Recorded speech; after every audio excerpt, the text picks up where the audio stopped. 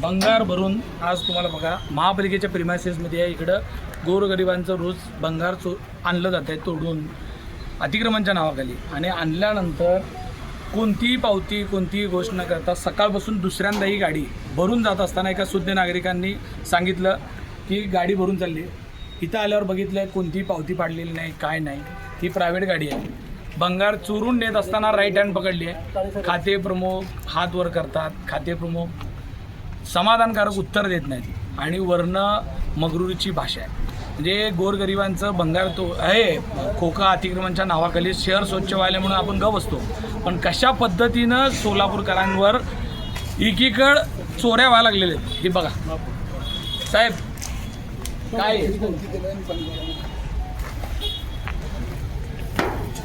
ही private गाडी आहे का महापालिकेची आहे? प्रायव्हेट. ही प्रायव्हेट गाडी आहे, भरून चालली आहे, कुठं चालली आहे? आपल्या प्रिमायसेसमधून.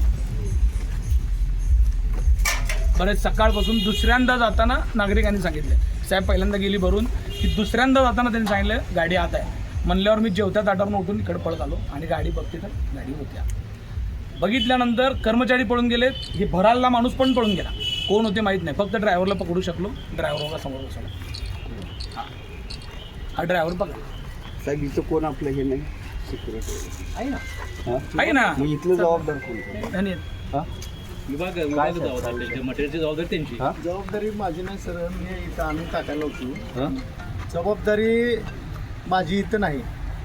इथं आपण एक सिक्युरिटी ठेवला आहे, म्हणजे एक शिपाई आहे.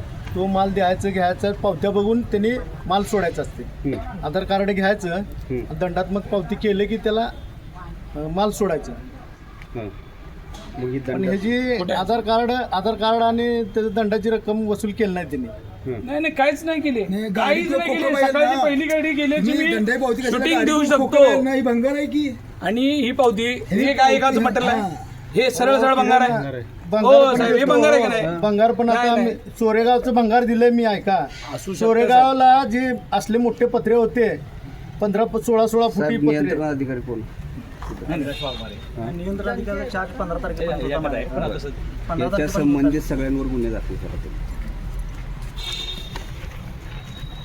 त्यांच्यावर गुन्हे जे संबंधित आहे त्यांच्यावर गुन्हे दाखल करा. हे परवानगीने चाललंय का तुमच्या? नाही, त्यांना तर माहिती. मला तर माहिती हां माहिती खाते प्रमुखालाच माहिती. मग कसं काय चाललंय? तुम्ही इकडं आमच्याकडं बोर्डाकडे स्क्रॅपचे विषय पाठवता आणि इथं असं स्क्रॅप जात आहे. बरोबर 15 तारखेपर्यंत होतं का तुमच्यावर? रजेच्या काळामध्ये एफआयआर द्या म्हणून सांगितलं पोलीस आले.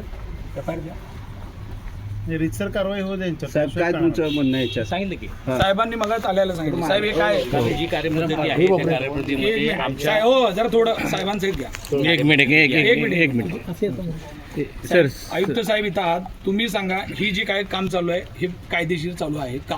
त्यामध्ये असं आहे की शहरामधून वेगवेगळ्या माध्यमातून अतिक्रमणच्या मोहिमा राबवल्या जातात आणि त्या राबवल्या असताना त्या ठिकाणी जे मटेरियल साहित्य जप्त केलं जातं ते जप्त करून आपल्याला ह्या स्टोअरमध्ये जमा केलं जातं. तथापि ज्यांनी दंडाची पावती भरली त्यांनाच जे मटेरियल जप्त करू ते स्पेसिफिक त्या वस्तूचं नमूद केलं जातं त्या पावतीमध्ये आणि ते दिलं जातं. आजचं जर गाडी पाहिलं आणि स्क्रॅप पाहिलं तर सगळं मिक्स मटेरियल आहे असं दिसतंय.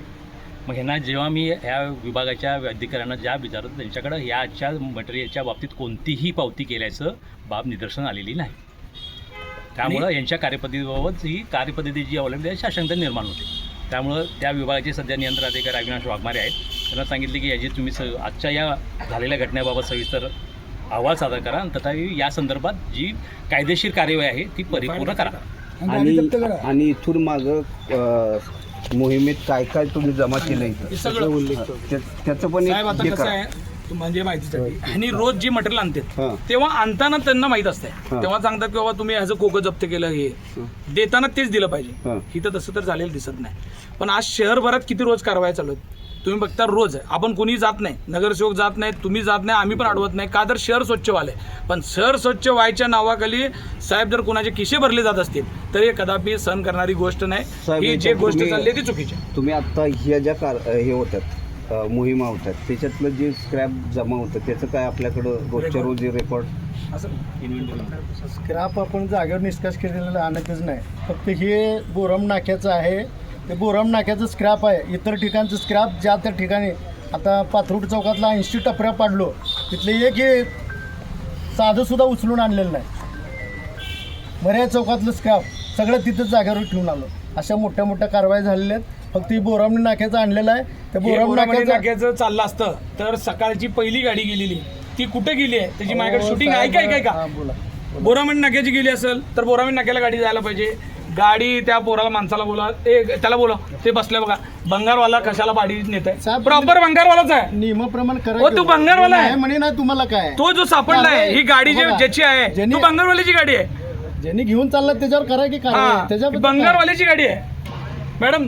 आणि सगळ्यात मेन हे सगळा प्रकार घडत असताना स्वतः मॅडम नेमकं समोरून आले, मी इकडून आलो. मॅडमनी पूर्ण हकीकत डोळ्यांनी स्वतः बघितले. असं काय नाही की हे सगळं काहीतरी बनलं. मॅडम सांगा साहेबांना काय घडलं? बरोबर आहे साहेब. गाडी साहेब जेव्हा आले, आपले 4 कर्मचारी थांबले होते. साहेबांनी त्यांना जाब विचारलं तर सगळे पळून गेले. जर कसं पळून कायदेशीर गेले? होतं तर हे करायची गरजच नाही.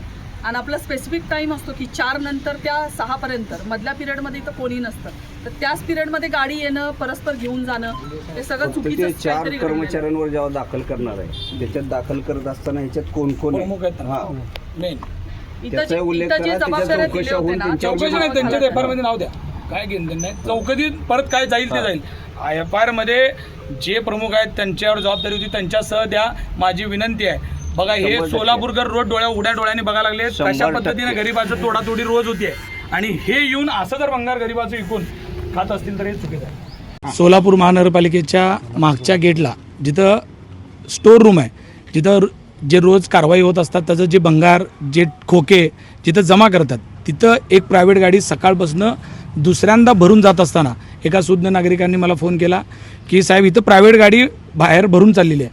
मी इथं जेव्हा आलो तेव्हा एक लक्षात आलं, बाहेर जी गाडी आहे छोटा हत्ती ह्याच्यात भरून चाललेलं भंगार आहे. आणि भंगार हे कुठं नेत आहे म्हणलं तर आम्ही जेव्हा एंट्री केली त्यावेळेस अकुलवार मॅडम समोर आले तर ते भरणारे 4 जण आणि इथले जे असलेला जो कर्मचारी हे सगळे पळून गेले.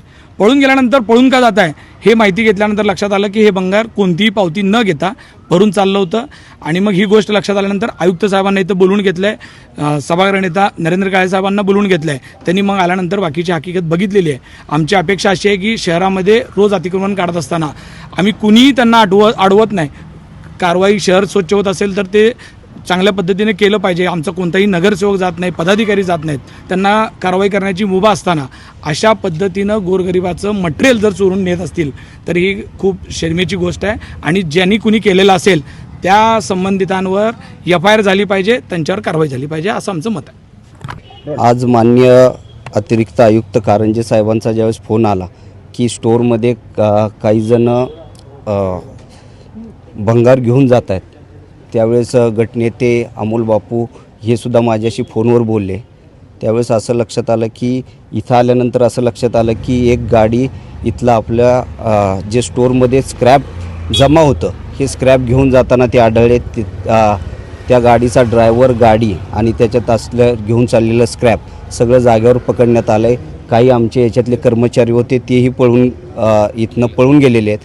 तर आम्ही आत्ता प्रशासनाला असे आदेश केलेले आहेत की या संदर्भातले जे कोणी असतील याच्या नियंत्रण अधिकाऱ्यांनी या संदर्भातला गुन्हा दाखल करावा.